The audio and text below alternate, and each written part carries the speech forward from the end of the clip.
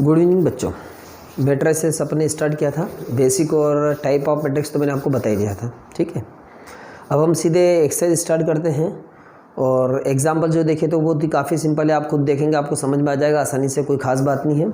और जो रही जो एक्सरसाइज 3.1 वो भी काफ़ी सिंपल है और पूरी बेसिक एक्सरसाइज है, तो वो बिल्कुल ध्यान से समझिएगा क्या है। तो ये फर्स्ट क्वेश्चन आपके सामने है। ठीक है, देखिए आप बोर्ड पर, देखिए आप बोर्ड की तरफ। In a matrix A equals to, element रखे थे ये बताया था कि मैट्रिक्स का साइन ये होता है, करेक्ट। एक बात है ना, सभी बेसिक बात वापस रिवाइज करते जाएंगे, ध्यान से देखिएगा, है ना। इसमें जो ये लिखे हुए नंबर है इनको हम एलिमेंट्स कहते हैं। टोटल जो रो इसमें है वो 3 रो है, फर्स्ट सेकेंड एंड थर्ड, और कॉलम 4 है 1 2 3 4। तो वे लिखा ऑर्डर ऑफ मैट्रिक्स, तो ऑर्डर ऑफ मैट्रिक्स मतलब होता है रो इनटू कॉलम। रो कितनी यहाँ पर 3, कॉलम कितने हैं 4, तो ऑर्डर हो गया 3 इंटू 4। इसको हम 12 नहीं लिखेंगे, ध्यान रखना 3 इंटू 4 ही लिखना है। नंबर ऑफ एलिमेंट्स, तो नंबर ऑफ एलिमेंट्स तो 3 और 4 दोनों जो है इसका मल्टीप्लाई कर दो, कितना 12, तो वो होगा नंबर ऑफ एलिमेंट्स, वो काउंट करेंगे तो भी वही आएगा। ठीक है, अभी लिखा A13 A21, तो मैट्रिक्स को, किसी भी स्टैंडर्ड मैट्रिक्स को लिखने का शॉर्ट फॉर्म ऐसा होता है कि AIJ लिखा और यहाँ जो भी ऑर्डर है भाई 3 इंटू 4 का ऑर्डर 3 इंटू 4 लिख दिया, ये इसका short form. I row represent करता है, J कॉलम रिप्रेजेंट। अगर हम इसको डिटेल में लिखे तो इस तरह से कि 3 रो और 4 कॉलम बनेंगे यहाँ पर। तो देखो कैसे बनेगा, पहला बनेगा A11 A12 A13 A14, क्योंकि ये 4 कॉलम तक जाएगा। ठीक है, क्लियर है। ये सेकंड बनेगा A21 A22 A23 A24, फिर थर्ड बनेगा A31 A32 A33 A34, इस तरह से बनता जाएगा 3 4। क्लियर है, क्योंकि 3 रो है तो थर्ड तक ही जाएगा, तो इस तरह से होगा। तो हम देखेंगे भाई कि A11 हमें A13 चाहिए, तो A13 का मतलब आप इसको हर बार जरूरी नहीं कि बिल्कुल ऐसा डिटेल में आप बनाओ तो ही मालूम पड़ेगा। A13 का मतलब फर्स्ट रो थर्ड कॉलम, तो आप देखिए फर्स्ट रो ये, थर्ड कॉलम ये, तो ये 19, दैट इज A13, ये हो गया 19। A21 मतलब सेकेंड रो फर्स्ट कॉलम 35। ठीक, A33 मतलब third row third column -5। A24 मतलब second row fourth column 12। A23 मतलब सेकेंड रो थर्ड कॉलम 5/2। ये इसके आंसर रहेंगे। ठीक है, क्लियर है। ठीक है, तो ये एग्जाम्पल फर्स्ट आपको समझ में आएगा, क्लियर, कोई दिक्कत वाली बात नहीं। अब क्वेश्चन नंबर सेकंड, ध्यान से देखिए। लिखना हो तो लिख लीजिएगा, वीडियो को रोक कर आपको जो कॉपी बनाना फेरो कॉपी बिल्कुल बराबर बना लीजिएगा। ठीक है, क्लियर है। चलिए अब करते हैं question number second. Question number second काफ़ी आसान है, देखिए ध्यान से क्या लिखा है और बिल्कुल बेसिक समझना। If a matrix has 24 elements, ठीक है, if a matrix has 24 elements, ठीक है, अच्छी बात है, चलो 24 एलिमेंट्स है। What are the possible order it can have, what are the possible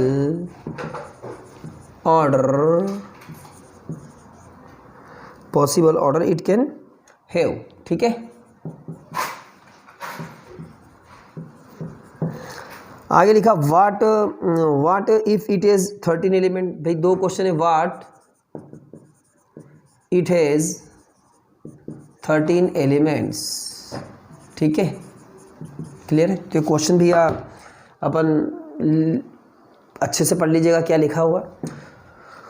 तो सबसे पहले बिल्कुल बेसिक, बिल्कुल ध्यान से आप देखिएगा कि क्या लिखा है।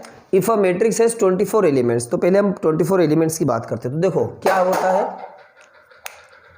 कि 24 अगर एलिमेंट्स दे रखे हैं तो 24 एलिमेंट्स में हमें देखना पड़ेगा। 2 तरह की मेथड में आपको बताता हूं कि 24 एलिमेंट्स जो है, उधर ले जाओ, 24 जो एलिमेंट्स है, ठीक है, तो सॉरी थोड़ा 2 मिनट डिस्टर्ब हुआ आपको, कि ए अगर कोई मैट्रिक्स है तो 24 एलिमेंट का मतलब क्या होगा कि कोई मैट्रिक्स है भैया ए, तो उसमें 24 एलिमेंट का मतलब ये हुआ कि उसमें कैसे भी हो सकता, 24 मतलब 24 रो हो, उसमें रो 24 हो, एक कॉलम हो तो भी 24 एलिमेंट रहेंगे, ठीक है। 12 रो हो और 2 कॉलम हो तो भी चलेगा, मतलब 12 इंटू 2 का भी ऑर्डर चलेगा तो भी 24 एलिमेंट रहेंगे। मतलब कुल मिलाकर बेसिकली बात है कि रो और कॉलम का जो मल्टीप्लाई आ रहा है उतने एलिमेंट होना चाहिए। तो जितनी बार मल्टीप्लाई पॉसिबल है ना, उतने उतने आ सकते हैं। तो अब यहाँ पर समझना ये हमको है, ये है कि 24 एलिमेंट्स की बात करते हैं तो हम इसके फैक्टर करते हैं।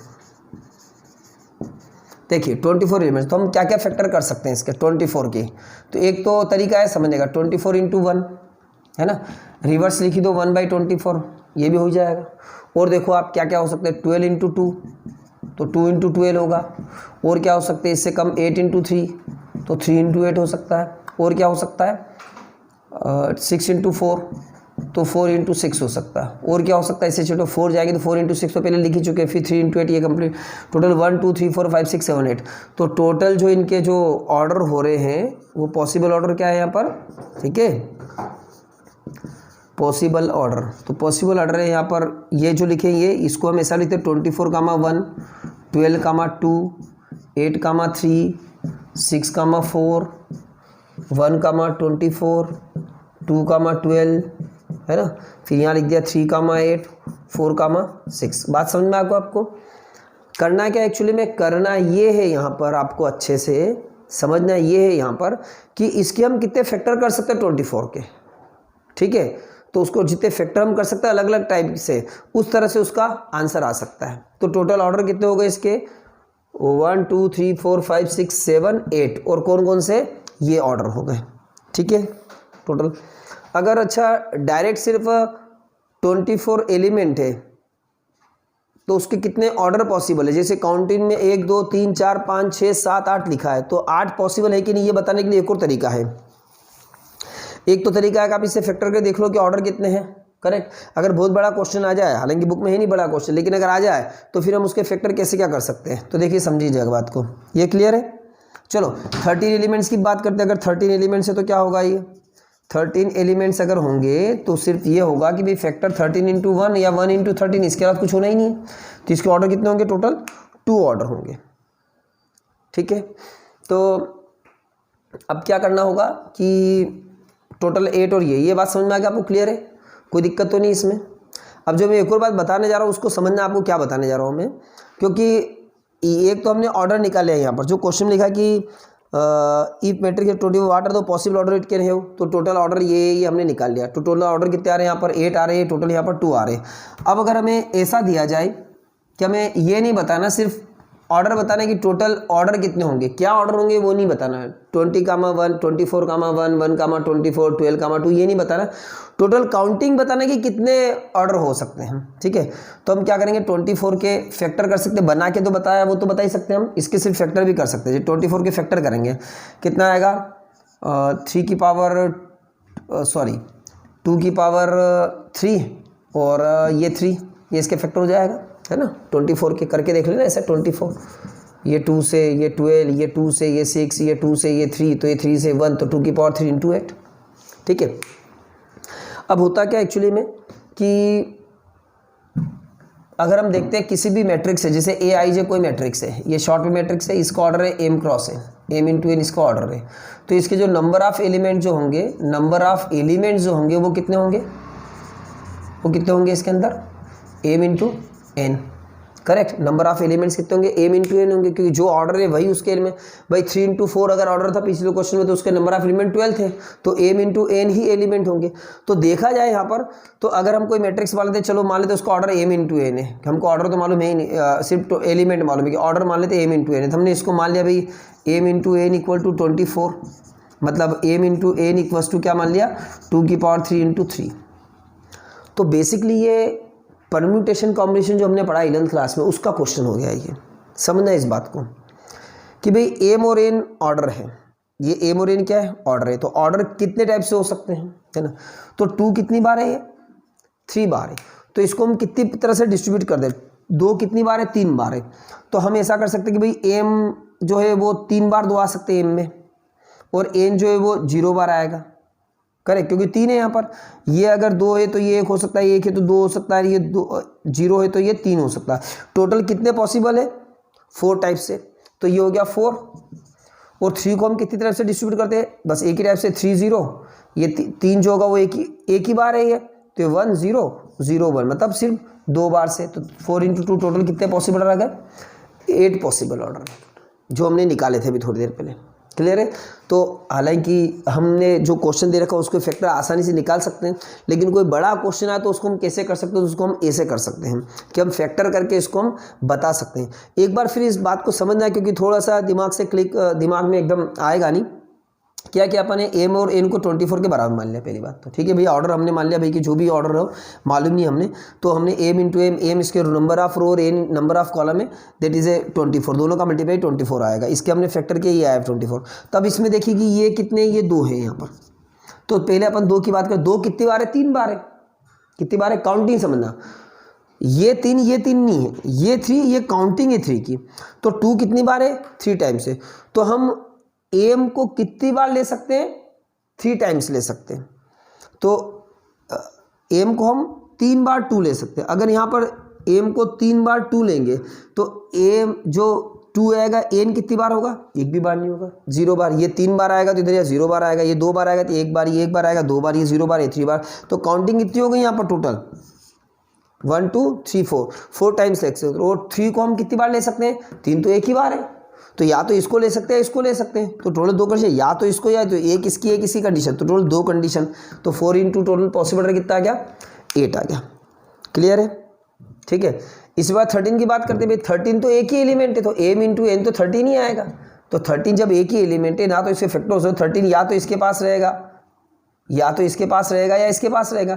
मतलब इसको हम एक ही टाइप से, या तो इधर या इधर या इधर या इधर, ऐसे हम कर सकते हैं। इसलिए 2 टाइप से होगा, इसलिए वो 13,1 और 1,13 2 टाइम्स है। क्लियर है? कोई परेशानी? ठीक है, चलिए। तो ये इस क्वेश्चन को मैंने आपको डिटेल में बताया से, हालांकि इस क्वेश्चन में इतना टाइम लगना नहीं चाहिए, लेकिन मैंने आपको दूसरी चीज़ें बताई इसलिए टाइम लगा। अब क्वेश्चन नंबर 3 हम बात करते हैं, क्वेश्चन नंबर 3 की। Question number 3, if a matrix has 18 element, if a matrix has 18 elements, तो ये आप खुद कर सकते हो, देखिए ध्यान से ज़रा। ठीक है, what are the possible order? ठीक है, पॉसिबल ऑर्डर पूछा है यहाँ पर। ठीक है, पॉसिबल ऑर्डर। ठीक है, तो क्वेश्चन मार्क लगा दिए, व्हाट आर द पॉसिबल, क्यों हो। फिर लिखा है what if the has element. अब अगला क्वेश्चन लिखा है what if it has 5 elements।